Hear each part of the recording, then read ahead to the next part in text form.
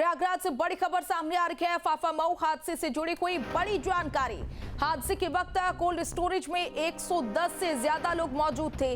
Cold storage के register में 110 workers की एंट्री है। मलबे से अब तक 1 दर्जन घायलों का रेस्क्यू हुआ। 4 शवों को भी मलबे से बाहर निकाला गया। मलबे में अभी भी कुछ लोगों के दबे होने की आशंका है। अमोनिया गैस के रिसाव से कुछ लोगों के बेहोश होने की आशंका है। मलबा हटाने में लग सकता है 1 और दिन का समय।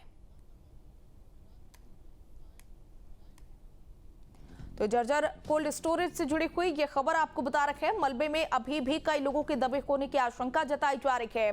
4 शवों को मलबे से बाहर निकाला गया है। वही जानकारी सामने आई है कि कोल्ड स्टोरेज के रजिस्टर में 110 वर्कर्स की एंट्री है। फिलहाल 4 शवों को बाहर निकाला गया है और मलबे में अभी भी कुछ लोगों के दबे होने की आशंका जताई जा रही है। अमोनिया गैस के रिसाव से कुछ लोगों के बेहोश होने की आशंका है। मलबा हटाने में 1 और दिन का समय लग सकता है। तो फिलहाल राहत बचाव कार्य लगातार जारी है। रात के अंधेरे में ये बचाव कार्य चलाया जा रहा है और अभी भी मलबे में कई लोगों के दबे होने की आशंका है। साथ ही साथ ये भी बताया जा रहा है कि अमोनिया गैस के रिसाव की वजह से कुछ लोग उसमें बेहोश हो सकते हैं और इसकी वजह से यह ऑपरेशन अभी भी जारी है।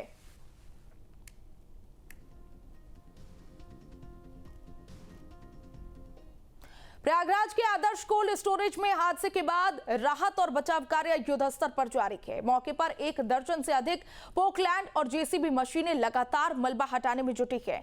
इसके साथ ही मलबे को तेजी से हटाने के लिए 2 दर्जन से ज्यादा डंपर और ट्रक लगाए गए हैं, जिनके जरिए ग्राउंड जीरो से मलबा हटाया जा रहा है। रेस्क्यू ऑपरेशन में NDRF, SDRF, fire brigade, police, PAC, PDA और नगर निगम की कई टीमें अधिकारी मौके पर मौजूद है। रात के अंधेरे में भी काम बाधित ना हो, इसके लिए फ्लड लाइट्स लगाई गई है। बचाव कार्य के दौरान जैसे ही मलबे में किसी के फंसे होने की आशंका होती है, तुरंत मशीनों का काम रोक दिया जाता है। इसके बाद एनडीआरएफ और एसडीआरएफ की टीमें स्ट्रेचर लेकर के मौके पर पहुंचती है और संदिग्ध स्थान को बारीकी से स्कैन करती है। प्रशासन का पूरा फोकस तेजी के साथ साथ सावधानी बरतते हुए अधिक से अधिक लोगों को सुरक्षित निकालने पर है। प्रयागराज के चंदापुर गांव में रेस्क्यू ऑपरेशन लगातार जारी है और रात का समय हो चुका है। आप देखें कि कई जो जेसीबी मशीनें हैं, पोकलैंड मशीन है, उसके ज़रिए लगातार यहां पर से मलबा हटाने का काम चल रहा है और इन मशीनों के ज़रिए जल्द से जल्द इस मलबे को हटाया जा रहा है, ताकि अगर कोई आशंका हो किसी के अंदर इस मलबे में दबे होने की, तो उसको यहाँ से रेस्क्यू किया जा सके।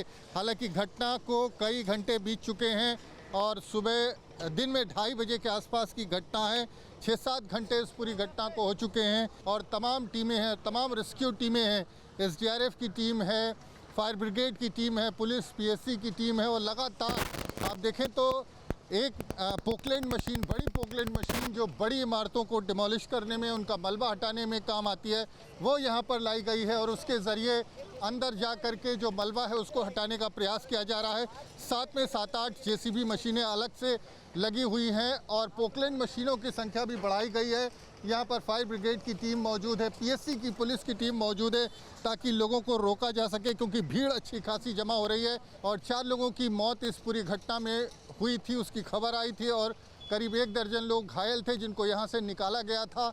तो युद्ध स्तर पर अब ये पूरा रेस्क्यू ऑपरेशन चल रहा है और ये माना जा रहा है कि रात भर में यहाँ से ये मलबा हटा लिया जाएगा। कम से कम ये सुनिश्चित कर लिया जाएगा कि इस मलबे के अंदर कोई मौजूद नहीं। और जिस तरह से ये बड़ी इमारत है, करीब 3 से 4 मंजिला इसकी ऊंचाई होगी, ये भरभरा करके गिरी है। पहले यहाँ पर जो लाइन रूम था, जहाँ से गैस वगैरह की सप्लाई होती है, उसमें ब्लास्ट हुआ है और उसकी धमक के थोड़ी देर बाद ये इमारत भरभरा करके नीचे आ गई है। तो हम कह सकते हैं कि जो रेस्क्यू है वो लगातार जारी है और देखना ही होगा कि कितनी देर में ये रेस्क्यू ऑपरेशन पूरा होता है। और तमाम जो टेक्निकल टीम है वो यहाँ पर मौजूद है, लाइट की व्यवस्था की गई है, पानी की व्यवस्था की गई है। तो इंतज़ाम सारे यहाँ पर किए गए हैं और प्रशासन लगातार इस प्रयास में लगा हुआ है इस ऑपरेशन को जल्द से जल्द पूरा किया जाए। अब देखना ही होगा कि कितनी देर में आखिर ये ऑपरेशन पूरा हो पाएगा। प्रयागराज के चंदापुर गांव में आदर्श कोल्ड स्टोरेज में रेस्क्यू ऑपरेशन के दौरान अचानक एनडीआरएफ की टीम जो है वो अंदर जो जहां पर बिल्डिंग का मलबा गिरा है वहां पर पहुंची है और ये माना जा रहा है कि अंदर उनको कुछ मिला है और जिसको वो तलाशते हुए वहां पर पहुंचे हैं। तो आप देखें किस तरह से अब एनडीआरएफ की टीम भी यहां पर मौजूद है और इसमें तमाम जो फोर्सेस हैं उनकी मदद ली जा रही है और अपने साथ वो स्ट्रेचर लेकर के गए हैं। अब देखना ये होगा कि जब उनकी टीमें अंदर से बाहर आती हैं तो उनको क्या अंदर कुछ मलबा मिलता है, मलबे के अंदर क्या मिलता है। तो आप देख सकते हैं कि एसडीआरएफ के साथ साथ एनडीआरएफ की टीमें भी यहाँ पर मौजूद है और सर्च लगातार जारी है। चूँकि जो ये पूरा ऑपरेशन है इसमें इस बात का भी ध्यान रखा जा रहा है कि मलबे के अंदर कहीं कुछ ऐसा उनको मिलता है, कोई घायल मिलता है, किसी का शव मिलता है तो उसको भी यहाँ से शिफ्ट करना है। तो आप देखें कि यहाँ पर जो एनडीआरएफ एसडीआरएफ की टीम है वो लगातार ऑपरेशन में जुटी है, साथ में पुलिस की टीमें भी मौजूद हैं और बीच बीच में ऑपरेशन को रोक करके अंदर जा कर के वो सर्च करते हैं कि अंदर कुछ ऐसा, अंदर कोई घायल या कोई किसी व्यक्ति का शव तो नहीं मौजूद है।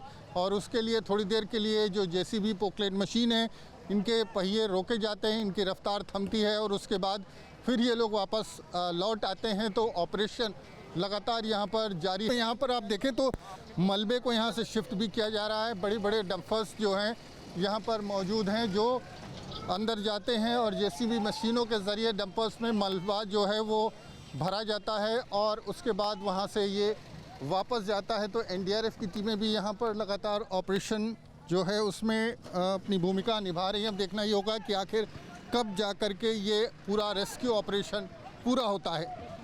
प्रयागराज से वीडियो जर्नलिस्ट विजेंद्र कुमार के साथ मानवेंद्र प्रताप सिंह, न्यूज स्टेट उत्तर प्रदेश। आपके मोबाइल पर तुरंत आएगी ब्रेकिंग न्यूज, स्क्रीन पर सबसे पहले दिखेगी बड़ी खबर, देश दुनिया की हर खबर एक जगह। अब आपके मोबाइल पर तुरंत फटाफट इंस्टॉल कीजिए न्यूज नेशन ऐप और रखिए खुद को अपडेट।